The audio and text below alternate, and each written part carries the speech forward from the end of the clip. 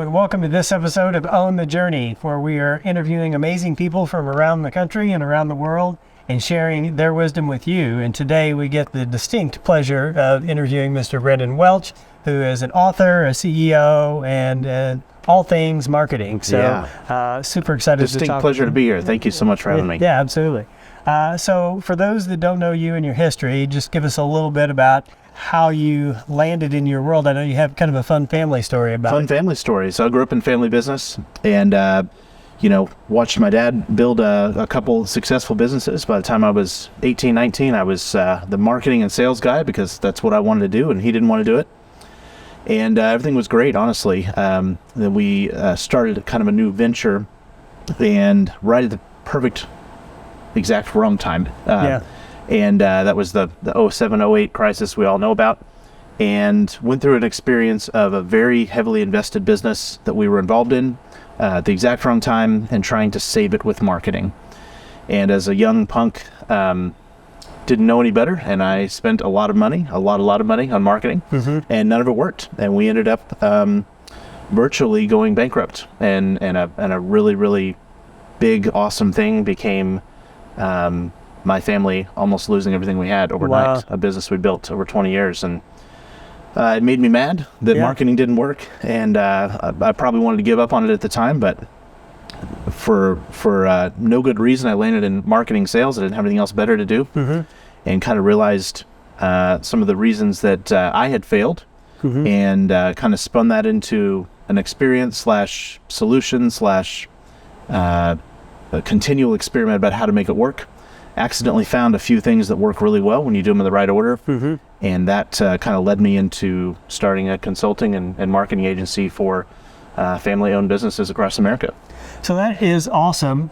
Taking a mad family experience, then turning it into what is now an awesome agency by the name of Frank Maven. Tell me just a little bit about that name and how you came. Yeah, so we are consulting on strategy, message, and media, building the big idea, building the video creative elements in the advertising, and then buying and negotiating media for companies really all across America, but they tend to be family-owned companies. So we have a real heart for founders that have a big vision and want to go from, maybe they're sub 10 million and want to go to 10 million and beyond is typically the size that we work with. We tend to be kind of in conjunction with their in-house marketing team. But we outsource the stuff that's really better leveraged when you have experts doing it all the time. So end of the day, could be paid social, paid traffic, search, broadcast, TV, radio. In that way, we're full service. And then we have all the artistic talents behind the scenes to make the creative happen. That's awesome. Well, I think one of the big challenges that organizations have is really knowing what medium to pursue.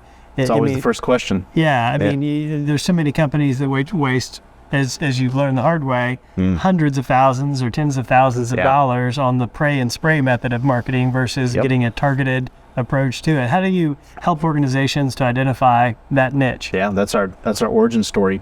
It comes down to a couple of things. We've pretty quickly established that there's not one customer you're after. There's three. That's the today customer that's buying transactionally, looking for somebody right now that does what you do. There's the tomorrow customer, somebody who's not buying but one day will, and the goal there is to win them over before the sale. And then there's the yesterday customer, which is often the most overlooked customer, but that's the one you already have, who has a lot more business to give you via themselves or their friends and family. And so there's a different message and media combination that works for each of those customers. Most of our customers are regional or serving somewhat of a defined area. It could be multi-state, but they're going to be able to accomplish a lot of their growth, immediate growth, by today customers, which is paid traffic, targeted media. And what happens, just to stop on that note, is that people think, oh, I've got to go. Well, is it Facebook or Instagram that's better, or is it Google or TV that I should be doing? And the answer is it could be any of them, but you probably only need a couple going at a time. Today is just, where's the cheapest way to find the today customer? Tomorrow is, where can we find the largest group of people that will one day matter to you? Often that's radio or television, still, or cable, or some, broad media. And then yesterday is almost always with your lists, mail, social media, and email marketing. Right. So when you go through that framework, and it's not like one is good, the other is bad, it's what are you trying to make happen and by when. That's where we kind of adjust the balance, if you will. So for newer companies or companies who are maybe not as established brand or credibility wise, we might move it more towards the today customer, might buy more paid traffic. We're always trying to nudge them that the cheapest solution long term, the best thing is for them to become famous in their market, famous with the people they want to serve. And there's just a principle there of finding the most amount of people for the least amount of money, not necessarily it's this one media versus the other. It can change market to market. Yeah, I love it. I love the today, tomorrow, and the yesterday. That's such a good concept. Makes it simple. Yeah. Third grade language for a big problem. Yeah. Well, beyond just knowing where and how to do that, where do you see most businesses making a mistake when it comes to their marketing? It's what you said. It's spray and pray. It's the belief that because I'm paying money, somebody is seeing it and somebody cares. And or seeing it enough times. Yeah. And so what happens is they think, well, I've done my billboard budget here, and this print rep came in and I got to buy some print from him now, or I saw my competitor doing this, so I must need to be there. And so it's no real expectations stated with the media or advertising partner, and that's not really anybody's fault. Nobody's trying to make a bad decision, except for it's nobody's job to say what should happen and by when. And that's where experience plays a big factor, but also just somebody in the room saying, no, what are the expectations? So I would say spray and pray, doing things without a plan, and then neither party really having expectations. They just know one of them wakes up and one of them's not happy. Yeah. And isn't that the downfall of so many relationships? We just didn't have clarity. And that's what's happening in thousands and thousands of advertising conversations right now across America. Well, and I think the thing that's really unique about what you guys do is you start with strategy. What are you trying to accomplish? I thought it was notable that the first thing that you said that you guys are is a consulting firm, not a marketing firm. We're an agency. Yes. Yeah. Yeah, we're a strategy firm that happens to do marketing. We could be a strategy firm that did accounting if that was our thing, and we would probably start the conversation the same way, or it could be IT, or it could be a number of professional services. But it goes back to that question. Nobody asks what needs to happen and by when. And we literally put a big slide up and we say blank by blank, and we say we write down all the things that need to happen in 1 year, 3 years, 5 years. I want to have X amount of sales is an obvious one. We nudge them towards profit, not just sales, but revenue, profit. Then there's employees. Then there's sometimes it's location, sometimes it's people served, sometimes it's families' lives change, sometimes it's their end customers that have XYZ result.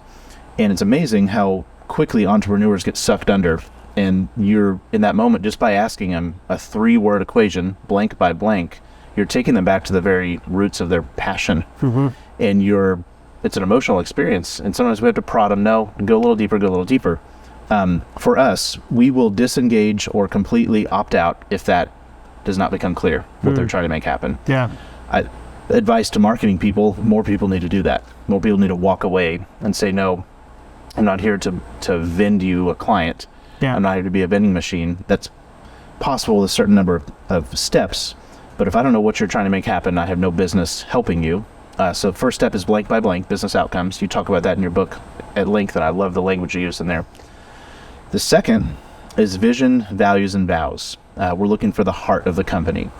So if an entrepreneur hasn't had a moment, we call it the pissed off moment, where they have said, damn it, it needs to be a different way. And if we can't uncover that, there's really not a story worth being told there. They may as well just go on a street corner and be a vending machine. Yeah. Nothing against transactional excellence. However, if we can't find a why or a big outcome, true north.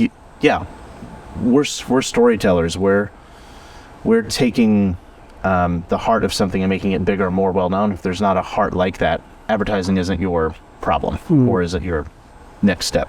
So vision, values is what you stand for, what you stand against, the hill you're willing to die on. We spend a lot of time on that. That allows us to build a message that magnetically attracts the type of people and the best type of customer. Not all customers are created equal. Yep. Do you want somebody who values, transactional excellence and speed, or do you want somebody who values quality and long-term relationship? There's a room for both, but we need to know what you stand for and what you stand against.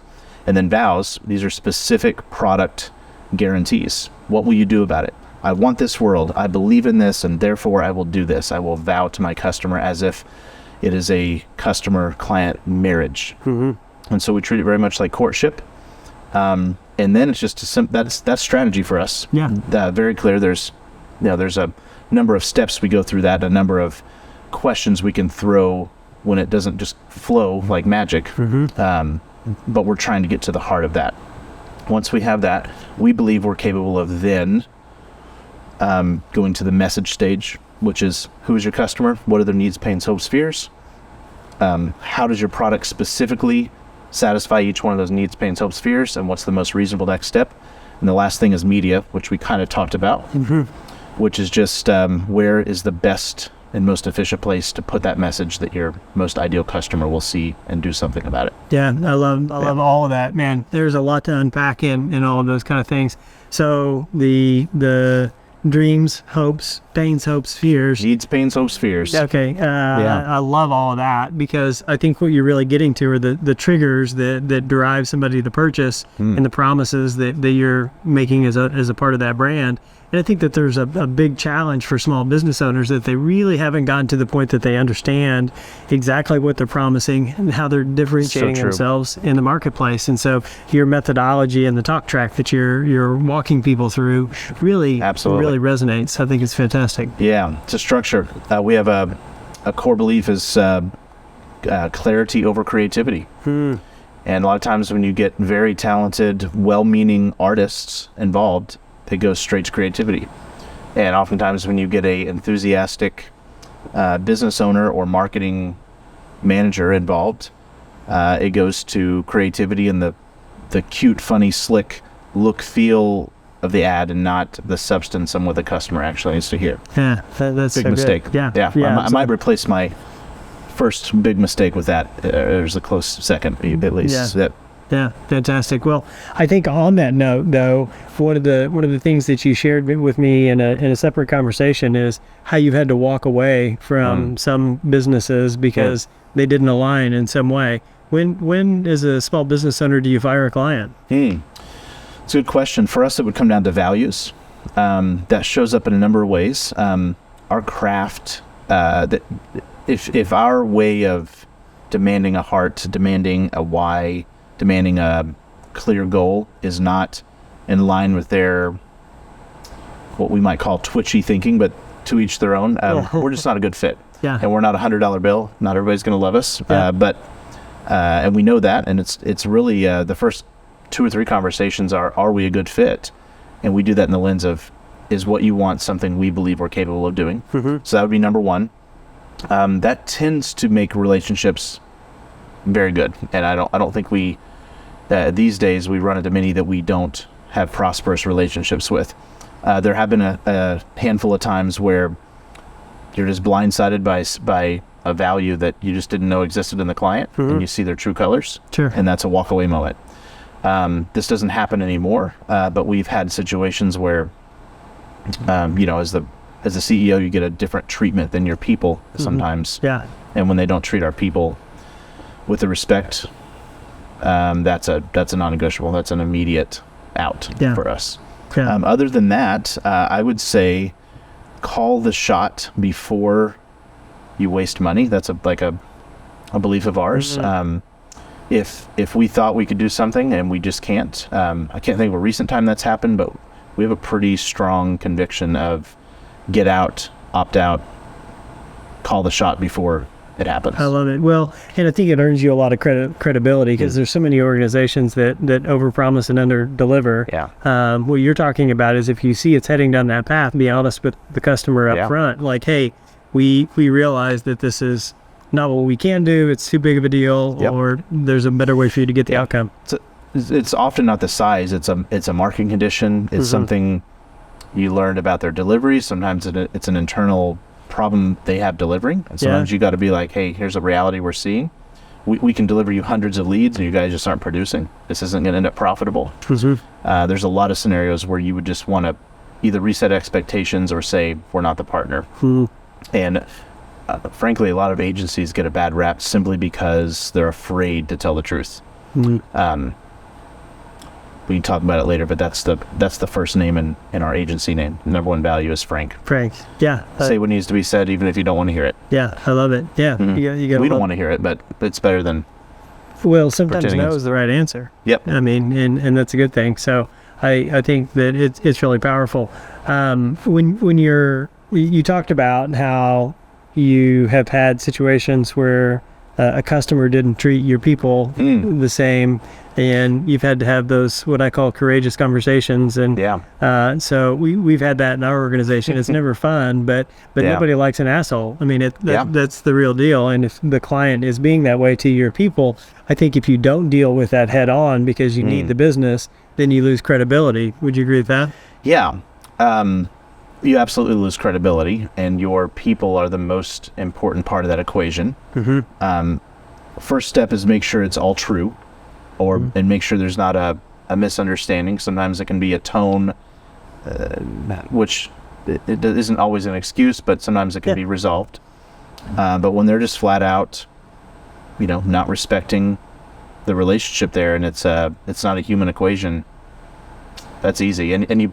The way you do that, you don't have to be the bad guy. You just say, hey, these are our values, and I'm not telling you you're wrong. I'm just saying that this is near and dear to us. This is how we roll. Yeah. And I think what we realized is that what you need is something different, and that's not us. Right. And so it's a compassionate conversation. It's it's not you, it's me sort of thing, and it's not a softening. You're not softening your position, but you're just saying, I think you'd be happy with somebody else. Yeah. I love the approach, and that works in so many different kinds of conversations where you're making sure that you're not pointing a finger and saying you're the bad guy. You're saying, hey, it's okay for us to be different. Yes, and I cheer you on and call me when you want an opinion on something. It's not a don't ever talk to me again. Yeah. Hopefully our process up front, and it's been years since we've had a bad situation like that, but. Hopefully our process up front sees that coming and has that conversation before, we're big money and big time involved. So, well, obviously, I mean, from what you're saying and how you protect and honor your people as a part of what you do, culture is a big part of your organization. Yes. So talk to us a little bit about the name and how you do that, how you find the right people, and then you've got some kind of cool sayings in your company that I'd love to hear about. Yeah, so we have centered it around 6 core values. First is Frank. We say what needs to be said, even if you don't want to hear it. That informs how we consult and show up in the advertising world. The second is Maven. We believe marketers who can't teach you why are just a fancy lie, is how we put that out. And that's just our undying resolve for teaching and explaining the strategy behind it. So those are our 2 most important values. You'll find them in our name, Frank and Maven. Maven is an expert who has the heart of a teacher. Is really is what most definitions would bring that down to. The third is we believe in filling one glass at a time. So that's our commitment to doing one thing well. That plays into our media, plays into our kind of our strategic approach. We are honest enough with ourselves that we would like to do all things, but we should do 1 or 2 things really well. Yeah. We believe if ads don't bring smiles, fists, or tears, they fall on deaf ears. Don't write we copy. If you're not making somebody laugh, cry, or mad, you probably don't have an ad, right? Yeah.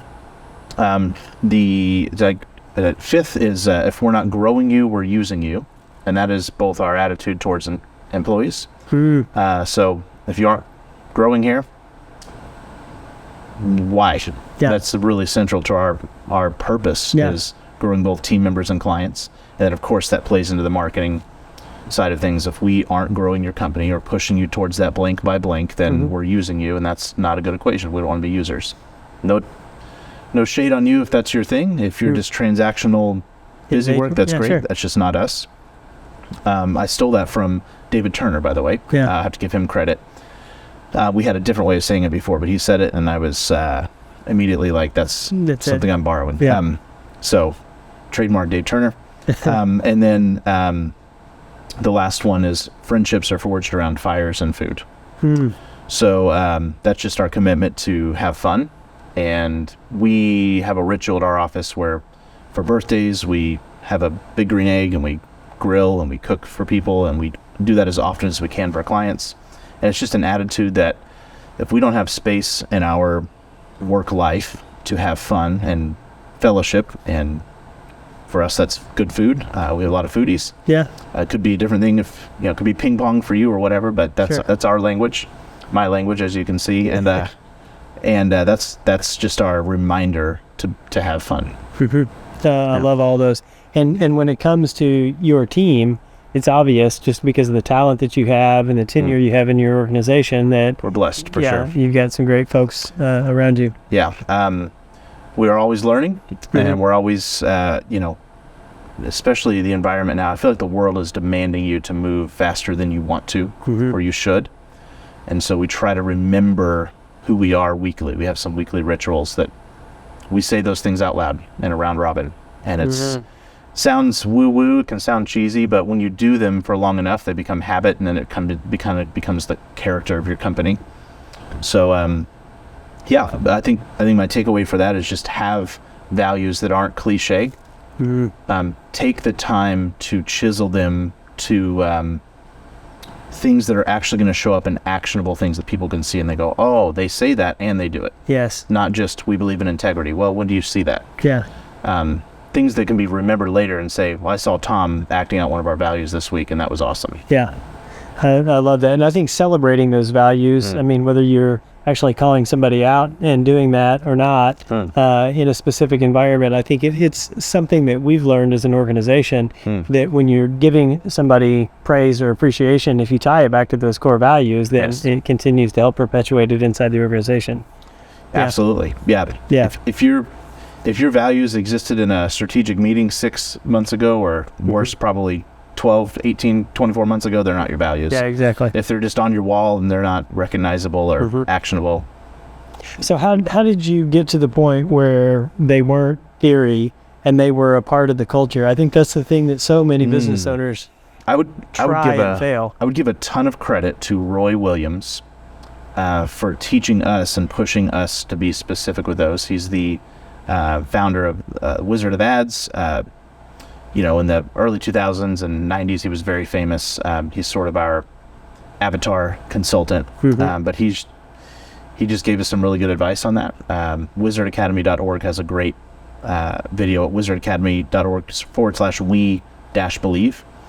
And I think we really got inspired by just that little 20-30 minute session, and we had some time with him to also talk to him about that. But I think it was also reality of looking around, and I would say most of our team is really young, and that is not a good quality to have from a visual standpoint on when you're consulting 50 and 60-year-old business owners who are far more experienced in life than you are, right? Right. And so I think we just looked around at their companies and we go, wow, they're awesome business owners, but so many of them were struggling to keep talent. And we go, often via even interviewing the employees and saying the real reason that they were losing buy-in was not because they weren't profitable, big, growing, any of those things, that there was no heart. And so part of that's probably because of our age, but also we're recognizing, and we have to be really serious about this. We spend no less than 2 hours a week. It's the first 2 hours of our week, in fact, Monday mornings, talking about individual lives, our craft, and how we've accomplished our mission in the last week. And then we literally go through, I wouldn't say it's an indoctrination, but a repeating and a reminding of who we are and why we're here. That's so good. Yeah. I think so many people can learn from that. Yeah. But we don't have a whole lot of time left, but I want to make sure and hit on two things. One, your book. So where can people find it, and what's the name of it? Yeah, so we wrote a book, The Maven Marketer. You can find it on Amazon. You can also find it at frankandmaven.com. There's an audiobook coming out pretty shortly. It's recorded. We just have to do all the fun stuff to get it live. Yeah. And it is our playbook. If you were to walk into our agency or be a fly on the wall at any of our meetings, you would see us going through the exact methods that we lay out here. It's how we've grown companies from, 7 figures to 8 figures and beyond. Wow. Actually, many of them even sub that when we were in our younger years. And it's It's how to buy media, it's how to build a strategy, it's how to write a good message, and then it's filled with stories of real companies we've helped and how that played out. So yeah, we're proud for it to become an Amazon bestseller, and you can get it Kindle, paperback, or audiobooks. And Awesome. yeah. Okay, so as we wrap up, what's the best piece of advice that you've ever gotten that you would want to share? Yeah, this is so tough. I have two that just immediately hit me, probably because it's just relevant to recent happenings. The first is probably the entire spirit we built our consulting brand off of, and that is the risk of insult is the price of clarity. And so that actually came from Roy Williams. I'll give him full credit for that. He's a big deal to us and me. But so many people are afraid to say what needs to be said. And if you're not pushing or making noise, you'll fall below it, especially now, especially in the name of innovation and technology. And if you're not mad about something or convicted about something, nobody cares. Risk of insult is the price of clarity.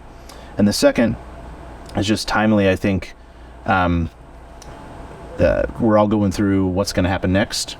And a good friend of mine, Marcus Krigler, told me one time, he goes, if it doesn't scare the hell out of you, you're probably not growing. And he took it back to, how did you feel when you first started your company? And I was like, yeah, it was scary, right? All of us were scared, right? And so he's like, if you lose that feeling, you are not in growth mode. And that's fine if you don't want to be in growth mode. But if you plan to grow your company and you're not feeling a little bit of that in different areas, then probably not growing. So, I love it. Absolutely. Well, hey, Brandon, thanks for being here, and cheers to you. You too, man. Thank you for having me. Yeah. My pleasure. Thank you.